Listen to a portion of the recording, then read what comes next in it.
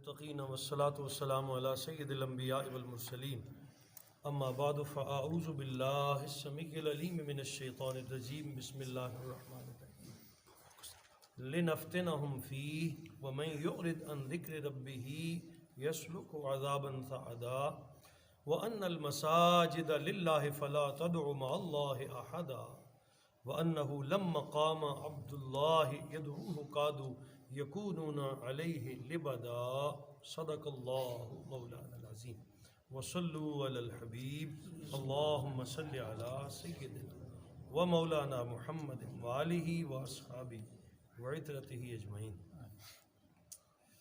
سورہ جن شریف ہمارے مضمون میں ہے، آیت نمبر 16 تک ہم نے پڑھا، جس میں بڑے اختصار کے ساتھ اور بڑی خوبصورتی کے ساتھ اللہ کریم نے جنات کی آمد، ان کے ایمان لانے اور سرکار دو عالم صلی اللہ تعالی علیہ وسلم پر اعتماد کرنے اور اپنے دیگر جنات کے ساتھ جا کر اس کو ڈسکس کر کے انہیں بھی اسلام کے لیے قائل کرنے کے بارے میں تفصیل کے ساتھ بیان ہوا۔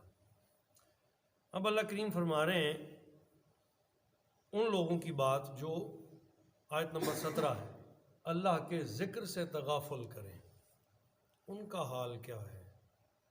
پہلے بھی کافی دفعہ اسے بیان کیا گیا، انداز مختلف ہو جاتا ہے، بار بار ایک چیز سمجھائی جاتی ہے۔ کیوں سمجھائی جاتی ہے؟ قرآن عظیم ہی کا اسلوب ہے۔ اللہ کریم فرماتے ہیں فَذَكِّرْ إِنَّ الذِّكْرَىٰ تَنفَعُ الْمُؤْمِنِينَ، اے میرے حبیب صلی اللہ تعالیٰ علیہ وسلم، آپ انہیں یاد کراتے رہیں، نصیحت کرتے رہیں، بار بار بتائیں، کیونکہ بار بار کا ذکر کرنا انہیں نفع دیتا ہے۔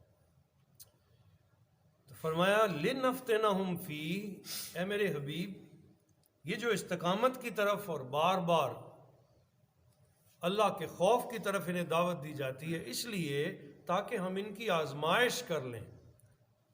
جن کو مکلف بنایا ہے وہ جنات بھی ہیں اور وہ انسان بھی ہیں، ہم ان کی آزمائش کر لیں، انہیں دیکھ لیں کہ ان میں سے پختہ کون ہے، ثابت قدم کون ہے، کیونکہ پچھلی آیت میں استقامت کا ذکر ہو رہا تھا۔ وَأَلَّذِينَ اسْتَقَامُوا عَلَى الطَّرِيقَةِ، کہا نا وہ لوگ جو ثابت قدم رہیں راہ حق پر، لَأَسْقَيْنَاهُمْ، تو ہم انہیں پلائیں گے شراب طہور، ٹھنڈے پانی، ماءً غدقا، کثیر پانی سے۔ کون استقامت والے ہیں؟ جن کو بار بار آزمایا گیا، بٹھی چڑھایا گیا، آزمائش کی چکی سے گزارا گیا۔ کیوں؟ تاکہ دیکھ لیں کتنے سارے پختہ ہیں اللہ کے ذکر پر۔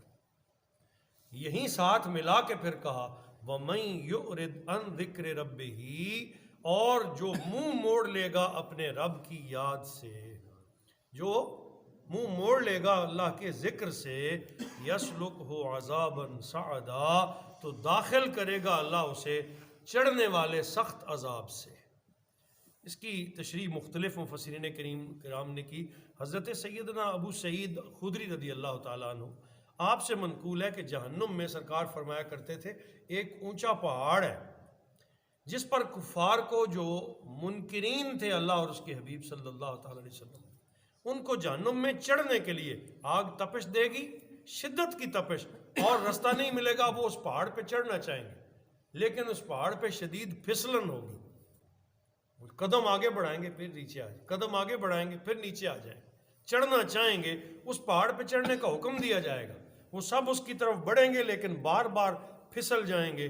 نعوذ باللہ من عذاب القبر ومن عذاب جہنم شدید ہی و خفیف، کہا قبر کا عذاب تھوڑا ہو، حشر کا عذاب تھوڑا ہو یا زیادہ، شدت کے ساتھ اللہ کی بارگاہ میں اس کی پناہ مانگو۔ کتنا ہوگا اس کو تصور بھی نہیں کیا جا سکتا، چھوٹا ہے یا بڑا، زیادہ ہے یا تھوڑا، اللہ کی بارگاہ میں پناہ طلب کرتے رہو کہ اللہ اس سے معافی عطا فرمائے۔ تو یہ جو کہا نا سعادہ، اس کا معنی ہے چڑھنا، تو ان چڑھنے والا عذاب دیا جائے گا، یعنی وہ جو پہاڑ ہے جس کے نیچے شدت کے ساتھ آگ جل رہی ہوگی، اور انہیں کہا جائے گا کہ وہ اس پہ چڑھیں، اور پھر پھسلن کے ذریعے پھر آ کے آگ میں پڑیں گے، بار بار جلیں گے، بار بار ان کی جلدوں کو درست کر دیا جائے گا، پھر جلیں گے۔ یہ پیغام آیت نمبر 17 میں ارشاد فرمایا کہ اللہ کے ذکر سے کبھی منہ نہ موڑو، تم اس کے بندے ہو، تمہارے پاس ایک ہی راستہ ہے کہ تم اپنے رب کے ذکر کو اپنے سینے میں پال لو۔ آباد کر لو اپنے سینے کو، دل کو اس کی عظیم یاد سے. جس کے دل اللہ کی یاد سے آباد ہو گئے ان کی زندگی بھی آباد، ان کی قبر بھی آباد. اب آیت نمبر 18، اس کا شان نزول یہ ہے کہ اللہ کا گھر بیت اللہ شریف مرکز و محور ہے ہماری بندگیوں اور عبادت کا. حضور علیہ الصلوۃ والسلام نے جب بعثت مبارکہ کا اعلان کیا تو کیفیت یہ تھی کہ کم و بیش 360 بت اس بیت اللہ شریف کے اندر اور باہر اور اس کی دیواروں پر تمثیل کی شکل میں بنائے گئے تھے. کہیں گھڑے ہوئے رکھے تھے، کہیں بنائے ہوئے رکھے تھے، اور ان سارے بتوں کو اللہ کے گھر میں پوجا جا رہا تھا، ان کی بندگی اور عبادت کی جا رہی. اور پھر وہ طرح طرح کی منتیں اور نہ جانے کیا کیا وہاں آ کے کرتے. پروردگار عالم نے کیٹاگوریکل بات کی، اپنے حبیب سے فرمایا میرے رسول آپ انہیں یہ پیغام سنائیے ان المساجد للہ، یہ اللہ کے گھر تو اللہ کے لیے ہیں، اللہ کے گھر تو اللہ کے لیے ہیں، مسجدیں اللہ کے لیے ہیں، عبادت گاہیں اللہ کے لیے ہیں. فلا تدعوا مع اللہ احدا، پس سوائے لا تدعوا اے لا تعبدوا، ان میں اللہ کے سوا کسی کی بندگی نہ کرو، اللہ کے سوا کسی کو نہ پکارو. یہ پروردگار کے گھر ہے اور یہاں صرف اللہ کی عبادت ہو سکتی. پھر اس سے آگے جو مسائل استنباط ہوتا ہے ان کو علماء کرام مسجد کے آداب کے بارے میں فرماتے ہیں. یہ آیت حقیقت میں جو مومنین کے لیے پیغام ہے وہ کیا ہے کہ یہاں آ کر تو تمہارے لب سی جانے چاہیے، سوائے اللہ کے ذکر کے کوئی دوسری بات زبان سے نہ نکلے. خاموشی سے بیٹھ جاؤ، اس لیے کہتے ہیں باتیں نہ کرو، گردنیں نہ پھلانگو، جہاں جگہ ملے وہاں بیٹھ جاؤ. سختی سے سرکار نے فرمایا من تخطى رقاب الناس یوم الجمعہ اتخذ جسرا الی جہنم. صرف اتنی بات کہا، جس نے جمعہ کی نماز پر آتے ہوئے لوگوں کی گردنیں پھلانگی یعنی آگے بیٹھنے کی کوشش کی تو اس نے جہنم کی طرف رستہ بنا لیا. آداب مسجد پہ اس طرح کر کے زور دیا گیا. پھر فرمایا من سکت فقد نجا، جو خاموش رہا وہ نجات پا گیا، جو خاموش رہا وہ نجات پا گیا. یا اللہ کا ذکر یا اللہ کے حبیب کا ذکر، بس اس کے سوا کوئی دوسری بات. مومن جب مسجد میں آتا ہے تو ظاہر ہے وہ کسی اور کی تو بندگی کر نہیں سکتا نا. اس کا تو ایمان والے کی تو شان کیا ہے، سرکار فرماتے ہیں میری امت کبھی شرک پہ جمع نہیں ہو. جس نے پڑھا ہے لا الہ الا اللہ محمد الرسول اللہ، تصور ہی نہیں ہو سکتا کہ وہ کہیں اور سجدہ کرے، اس نے تو اللہ ہی کو سجدہ کرنا ہے. شرک کی تو بے کنی سرکار نے فرما دی نا. تو امت محمدی سے تو یہ شائبہ بھی نہیں. یہاں فقط آداب سمجھیں جائیں.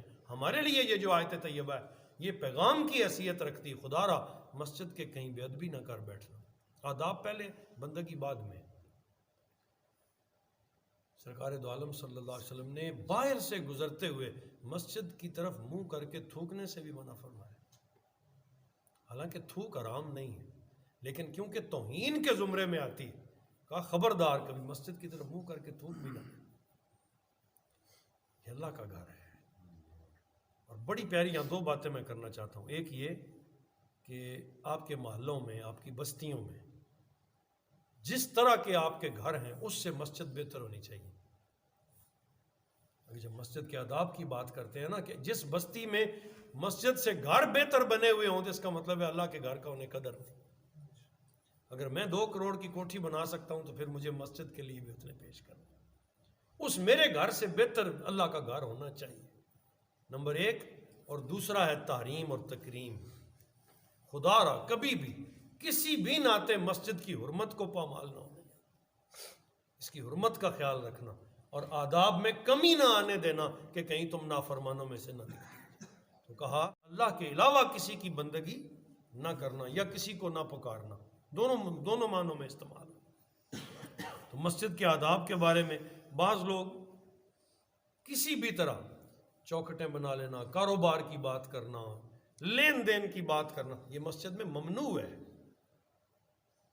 حلال گفتگو وہ جس میں امت کی خیر ہو، جس میں امت کا بھلا ہو، جہاں کسی کی کردار سازی کی جائے، اخلاقی گفتگو جس سے ایمان والوں کو ایمان میں جلا نصیب ہو، وہ باتیں کریں.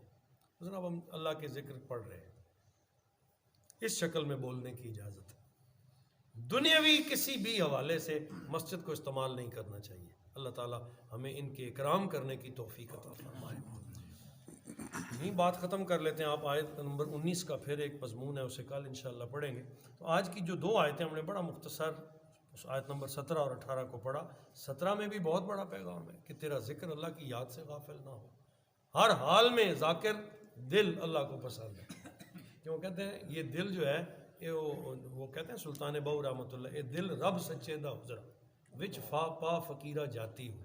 یہاں اللہ نے رہنا ہے، یہاں قلب المومن عرش اللہ، یہ مومن کا دل جو ہے یہ اللہ کا عرش ہے، تخت ہے، یہاں شیطان ڈیرا نہیں لگا سکتا۔ جس کے دل پہ شیطان کا قبضہ ہو گیا وہ رحمان سے دور ہو جائے گا، اور جس کے دل پر رحمان کا ڈیرا ہو گیا وہ شیطان سے دور ہو جائے گا۔ ہمیں چاہیے کہ ہم اسے شیطان سے دور کر دیں اور اللہ پاک کی پاکیزگی اور طہارت کو اس میں اتار لیں۔ کامیابی کامیابی، اور مساجد کے ساتھ دل کی گہرائیوں سے محبت کریں، انہیں آباد کرنے، سجدوں کے ساتھ آباد کرنے، انہیں صاف رکھنے کا انطہرا بیتی للطائفین والعاکفین والرکع والسجود۔ خبردار، اللہ کے گھروں کو صاف رکھنا، کن کے لیے؟ رکوع کرنے والوں کے لیے، سجود کرنے والوں کے لیے، اعتکاف کرنے والوں، تاکہ جو آئے وہ مستی کے ساتھ، شوق کے ساتھ، لگن کے ساتھ یہاں بندگی کر سکے۔ اور اتنا آسودہ بھی ان گھروں کو ہونا چاہیے کہ یہاں بیٹھنے والے کو ذرا برابر بھی اکتاہٹ نہ آئے، وہ سکون محسوس کرے۔ اللہ ہم سب کو اپنے گھر سجانے کی توفیق عطا کرے اور مساجد کی قدر ہمارے دلوں میں ڈال دے۔ وما علینا الا البلاغ۔